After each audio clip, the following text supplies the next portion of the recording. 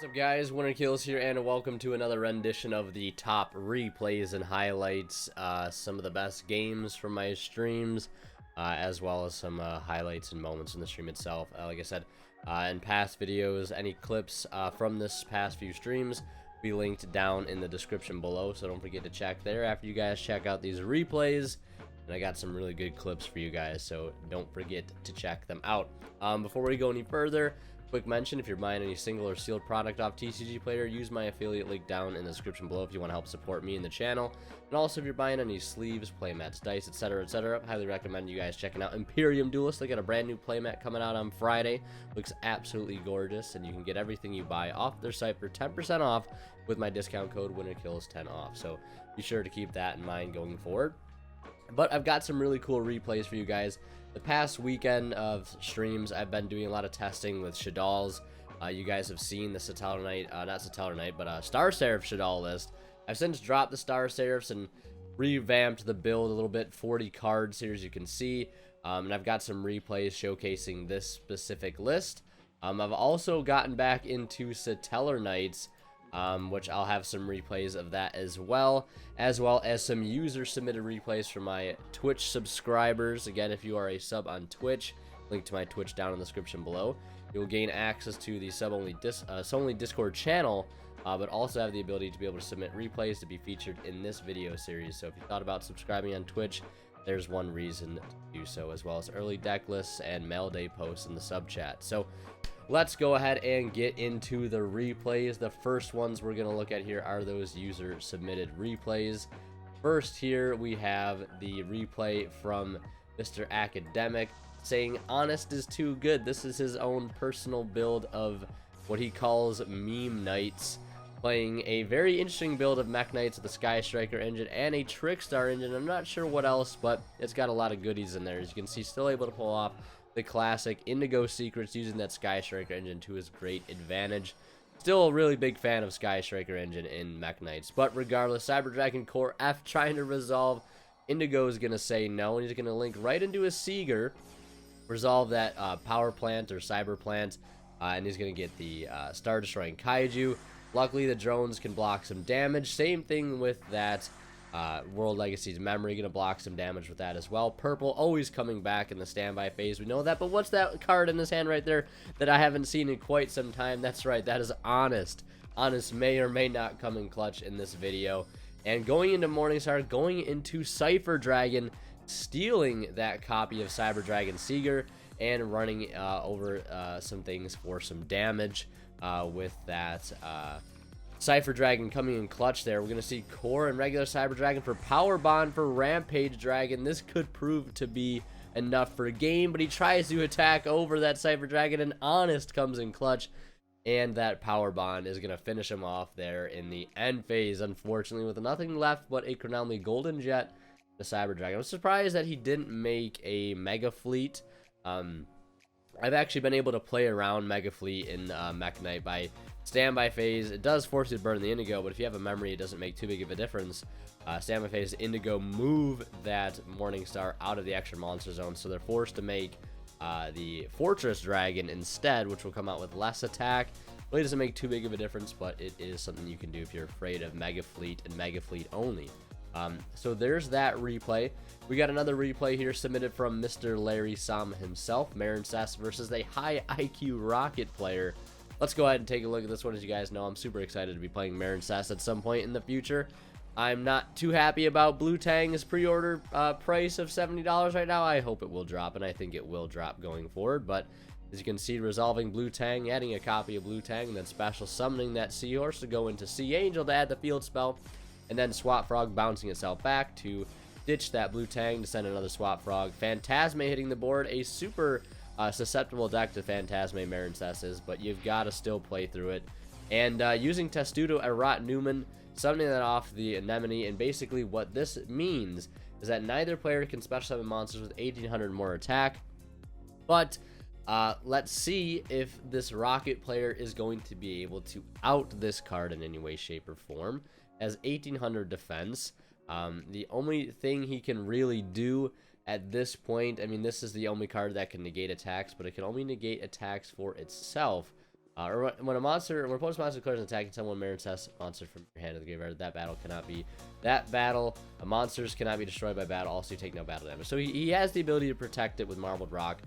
Now, if he had a copy of Marincess Wave, this would be way better because he can make his all of his monsters unaffected by card effects for the turn, be able to activate it from his hand as well. But getting started with Phantasme, then going into a copy of Lure of Darkness, draws into Supply Squad, which is a card I haven't seen in a long time. Going into Striker Dragon, so far not caring at all about Testudo or Rot Newman. Rockets doing their thing, clearing the field spell, making it so Marbled Rock is no longer unaffected by card effects. Going into Son Boral Dragon, or Quad Boral Dragon, clearing the Testudo Rot Newman, does not care whatsoever. Going into Borreload, moving that Borreload out of the extra monster zone with that World Legacy Guard Dragon, and going to Beals. Of all cards. Not really caring too much about an enemy there and stealing it with that Borreload Dragon and swinging 3k direct with that Beals, the Diabolic Dragons. And then Gameciel clearing the Marbled Rock, and then we'll see that Blue Tang as a follow-up. Also using that Gameciel to proc a Sea Archiver in his hand. Unfortunately, that will be negated, that Blue Tang. But still able to get into a Seahorse, and he does reveal, or a Blue Slug still does reveal a Seahorse off of that Blue Tang. Really clutch there. Linking into an enemy, coming back for some resource recursion, adding back that Battle Ocean. Going into the Link Fort here, which is unaffected by card effects. Going to use the Battle Phase effect of the Wonder Heart to summon out one that is equipped to it. Going for the Marbled Rock, and using some effects here of his own. That Supply Squad still helping to generate some advantage if need be. Going into a Borreload Savage Dragon and a Wyvern Burster. But one thing he's going to have a hard time dealing with here is this Wonder Heart. He can just keep negating attacks. It's also unaffected by card effects.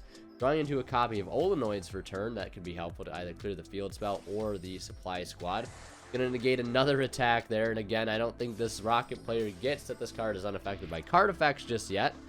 And also has a copy of Mistar Boy, which is boosting it up by an additional 500. And there is that Olenoid. He's going to be forced to negate that there. He's going to lose all of its counters. He'll take 26, but doesn't care too much, because he gets to add back that copy of Blue Tang and drawing into a copy of Judgment, which of course is still live at this point. And Borreload Savage going to use another negate there, and I believe that's all of its counters finally gone. He'll have to trigger the Supply Squad one more time, linking off everything into a copy of Crystal Heart, and then summoning out another copy of Anemone. And revealing a Mandarin off of that Blue Tang, going for Avermax. And then we'll see him summon the Rocket Tracer there in the end phase. Looks like he draw a Mirror Force return. Gonna use that copy of Monster Reborn to actually synchro into Hot Red Abyss. Gonna negate the field spell, but Avermax proving to be too strong. I don't know what he's trying to do here. He's really just burning through all of his resources for no reason. He can bring back Borreload Dragon, which is a huge thing, but he's got no arrows open to be able to, summon it too. And he also forgot that this Avermax is unaffected by card effects because it was summoned with Crystal Heart, and he has the field spell up, so he did not care about Monster Reborn, did not care about Borreload, did not care about anything, because it was going in for game there regardless. So there's that replay there. A very grindy and interesting game of Rocket Dragons versus, or Dragon Link, whatever you want to call it, post Chaos Impact versus some rather neat looking Fish Ladies, aka Marincess. A very interesting deck. I'm very excited to play this deck coming up. But next, we got some Shaddoll replays and some Tellarknight replays that I'm very excited to show you guys. First up, we'll take a look at Shaddolls versus Thunder. As you can see, opening hand here, I believe I'm going second. He does have a copy of Battery Man Solar, Dimension Shifter, Psyframe Gear Gamma, and 2 copies of Thunder Dragon Roar. My hand is okay. Don't have any fusions. I don't know how much bad luck I have to get to constantly open hands full of monsters, but it is what it is. That's why I'm playing Phantasme, to help clear out those issues, and luckily he opened up good enough to be able to get into a Link monster, to be able to actually allow me to use my Phantasme. Of course, the mandatory effect of Solar activating, and I'll be able to draw into that El Shaddoll fusion, which is so clutch. He's going to go into Titan and Matrix, go into Lambda, add another copy of Matrix, not going into a Colossus, interestingly enough, but it doesn't matter. I've got the Super Poly that I top deck, and this is actually going to end up being game here with all these small monsters and extenders. Going to use Mud Dragon to change itself to a light and fuse into a construct for game. So very fast game one there. Very swift OTK, and then we'll head into game 2, which I believe is a bit longer. He has Nibiru, Colossus, or Thunder Dragon Normal, Thunder Dragon Duo, and Hawk and Roar. I'm able to end on Winda and Falco. Now, I get super unlucky that he draws into his 1-of Duo, presumably a 1-of Duo, which is going to allow him to out the Winda. I'm going to pitch the damage juggler there so I take no damage and allow myself to add back a copy of Shaddoll Fusion. He's going to go into Titan and start popping off here now that the Winda's gone. Dimension Shifter in his hand, luckily dead. He's going to kill the Falco, and I'm just going to bring it right back. And next turn, I'll be able to use Falco if need be to get some additional cards on the board. Going to set back the Winda and start off with Shaddoll Fusion. We're going to activate a whole bunch of things. I send Phyllis there, the Lightsworn Archer, on accident. I thought I got its effect when I sent to the graveyard period, but only one set by a monster. In fact, going into Lambda, drawing into Mathematician, send a Hedgehog to get an extra Shaddoll to my hand and be able to go for Construct here. Now, this is where things are going to get a little spicy. Being able to bring back that Trick Clown Core, adding back Shaddoll Fusion, and then we're going to overlay into Daigusto Emerald for some extra pluses here, putting back Construct Beast and the Squamata, using that Foolish Burial to come in very, very clutch there, and making Borrel Dragon, and just going for a game here. Could have also fused into another Winda if need be, but I think I actually already used El Shaddoll Fusion, but it doesn't matter. That game was over right then and there. Next up, I believe I've got a Tellarknight replay for you guys. Yeah, it's Tellarknight versus... I'll show these 3 Tellar replays. I've been having so much fun playing Satellarknights. If you guys have never played Satellarknights, I highly recommend it.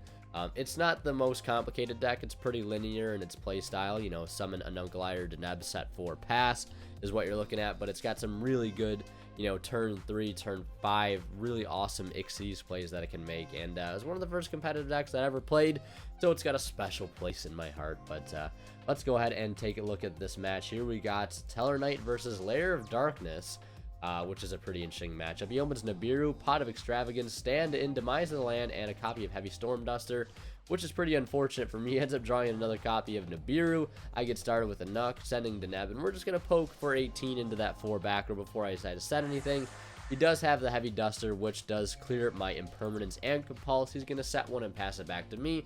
And at this point, I'm just not going to let him, you know, react to anything. I don't want to do too much that's going to allow him to get too much advantage. I decided to resolve the desires, not setting anything else in case he has another Storm Duster, and just kind of play very conservatively here. I'm just going to keep poking for 18 as much as I can. He's going to get into another copy of Extravagance, draw a Quaking Mirror Force and an Erad, deciding to set that Quaking over Erad. No Erad targets, obviously. No Trap Trick going for that either, interestingly enough. And I'm going to go for the Altair Deneb play, going to add Vega, and I'm going to use that Dynamiscus to clear that Lair of Darkness. Has another Demise of the Land. Luckily, I can go into Tornado Dragon to clear that other Lair of Darkness as well.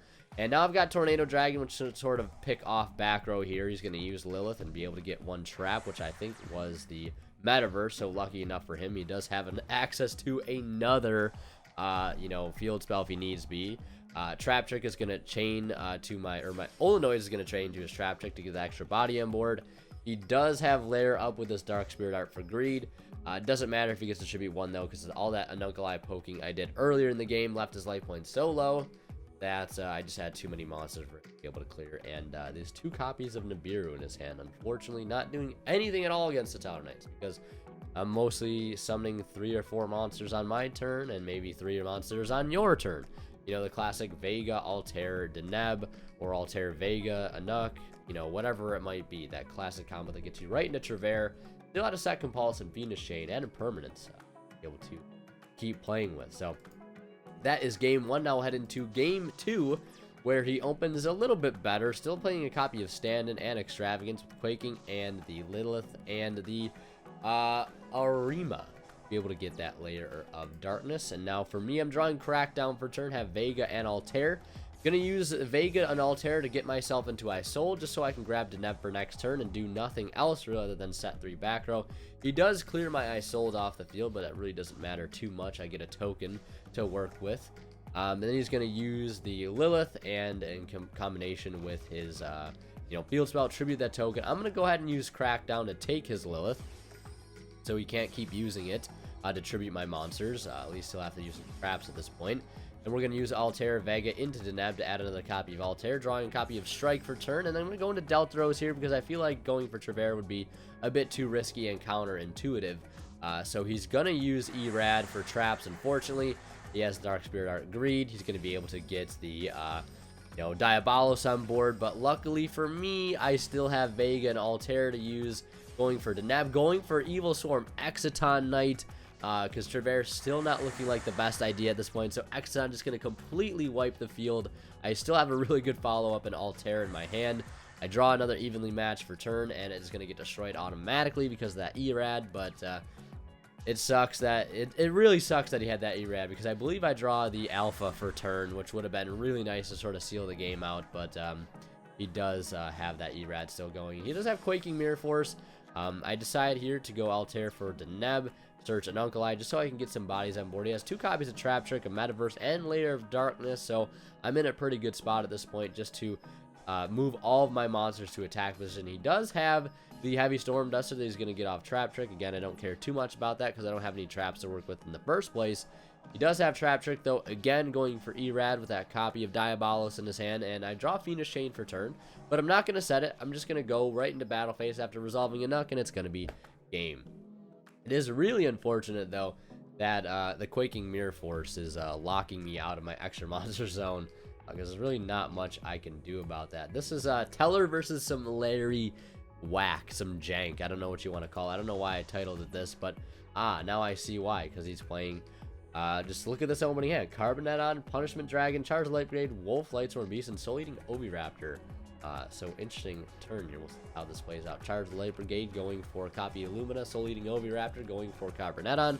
Carboneton for Flame Valguard. And oh boy, here we go. Strap yourselves in. We got a Ib the World Legacy Justiciar combo going into nothing else. Okay, well, a little bit of anticlimactic there.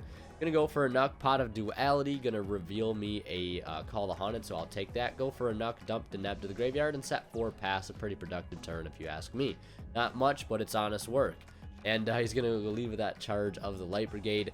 And he's going to try to run over my Nuck, but I want to keep my Alpha alive, so I want to go ahead and Fiendish Chain that Ib. And when he goes to activate Lumina, we're just going to Alpha that to tribute the Nuck to draw into a card, to use Call the Haunted to add the Altair. And drawing into another copy of Alpha here. And we're going to use a Nuck to dump Vega to the graveyard. Now we're going to use the Trevere and just start bouncing everything back. Use that discard effect to knock a card out of his hand, swing for 21, and set all those back row back again. And I decided to go into a copy of Satellarknight Diamond, so he can't set any cards from the deck to grave. And I believe something about dark monsters, but it has a really good effect. Neither player can send cards from the deck to the graveyard, and any card that returns from the graveyard to the hand is banished instead. So during either player's turn, when an opponent's dark monster effect activates its effect, I can attach my card, negate the activation, destroy it. So I figured it might be decent against his deck. I believe Oviraptor is a dark monster.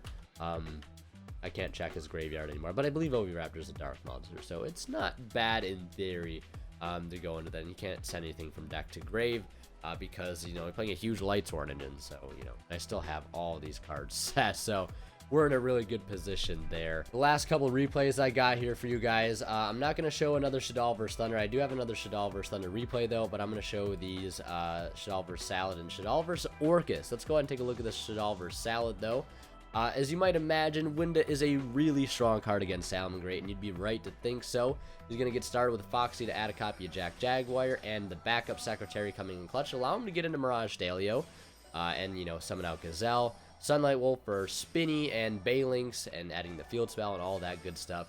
And, reincarnate linking into another copy of Baylynx. Luckily, I have Cosmic Cyclone to start things off. I'm really glad I'm main decking 2 copies of Cosmic Cyclone going forward. And using the Construct here and a whole bunch of effects being activated.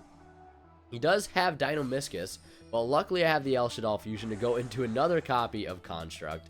And, gonna try to resolve this. He's not gonna use the Veiler in his hand just yet, and we're gonna use the copy of Damage Juggler to add Hat Tricker.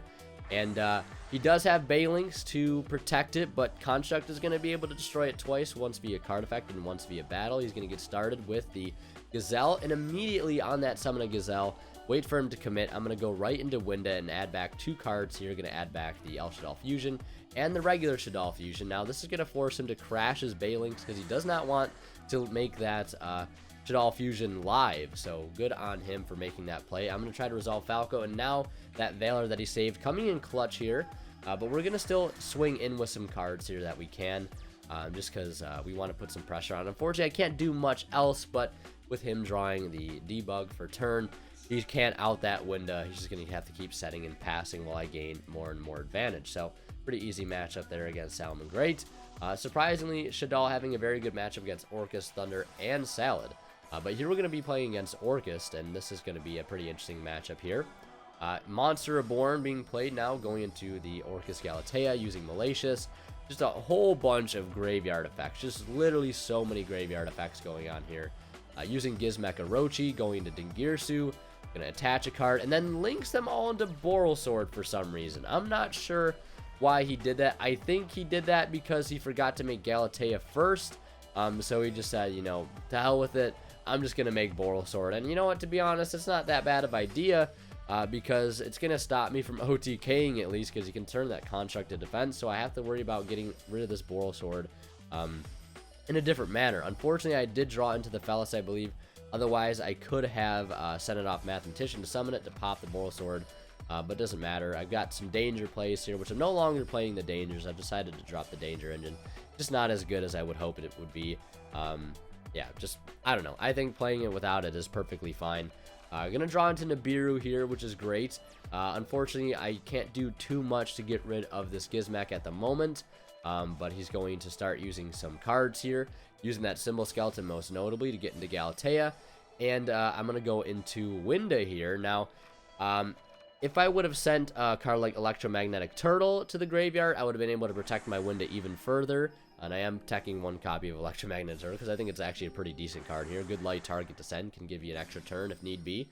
And Falco is going to resolve. Going to be able to use Beast here. And actually not going to be able to use Beast. He feels that is enough to negate. I cannot use Shaddoll Fusion here, unfortunately, because he does not have a monster, especially from the extra deck. Galatea was summoned from the graveyard, so not much I can do there. And going to use Core. Summon that out in the standby phase just so I can get a Shaddoll on the board. Something that I can fuse with in his turn if need be. And he's just going to start summoning like crazy here. My Nibiru is live at this point, so luckily he is playing into that. And I'm just waiting for the perfect opportune moment. And there's the Gizmek, and there's where I decide to throw the rock at him. And just hit all of those cards off the field. A 13,750 attack token there that I have to out next turn 100% or this game is over. Luckily, I draw Shaddoll for turn. He's going to chain Climax, which is no big deal. And I'm going to go into the Construct to be able to add off of that Hedgehog, add Beast, and dump the El Shaddoll Fusion to the graveyard. He does have a Gizmek. Starting to come down to the wire here. He doesn't really have a way to out this Construct at the moment. He's going to use the Brass Bombard. I'm going to fuse right into a window, which, granted, I don't think I should have done. I think I should have just waited. I ended up drawing a BLS off of that Beast. It was absolutely clutch. And wait till you guys see what I top deck right here. You guys got to watch the Twitch clip for this. It'll be posted in the description as well. I top decked the Super Bowl. If you want to see my reaction to that, you got to check out the clip below. And the BLS, you know, banishing that Dingirsu, swinging with 54 for a game. What a feeling, man. I definitely made some not quite optimal plays there, but, you know, it is what it is. I think we're here in game 3, and I made the call that he was going to make me go first, and I think it's a no-brainer to kind of make someone playing Shaddoll go first, because it turns off Shaddoll Fusion for the most part, being able to at least fuse from deck, but this man is going to decide to go first regardless, and he's going to use Monster Born to take my Beast, you know, power move right there to go into the Saryuja, and summoning Grapha, of all things, and using Curious the Lightsworn Dominion to dump that Orcust Nightmare to the grave, and sending Harp Horror, summon Symbol Skeleton, going for Galatea, and recycling that for a copy of Climax. All of this for that Climax. Really wants that card. And then going into a copy of the Longirsu, and passing right then and there. interestingly enough. I would have made another Galteo with the Ingirsu, but that's just me. I'm going to get started with the Thousand Eyes Restrict. He's going to negate and banish it with the Climax. No brainer. And I'm going to start with Hedgehog. Set the Sanctum. Use some dangers here. They are coming in clutch at this point in time. And going to be able to use Falco and set that. And I got to use Artifact Sanctum right now. I should have put this in defense. Hindsight's 2020. But I do have some things to slow him down. Some cards to sort of stall with. One being the Scythe, one being this Falco that he's going to have to try to deal with.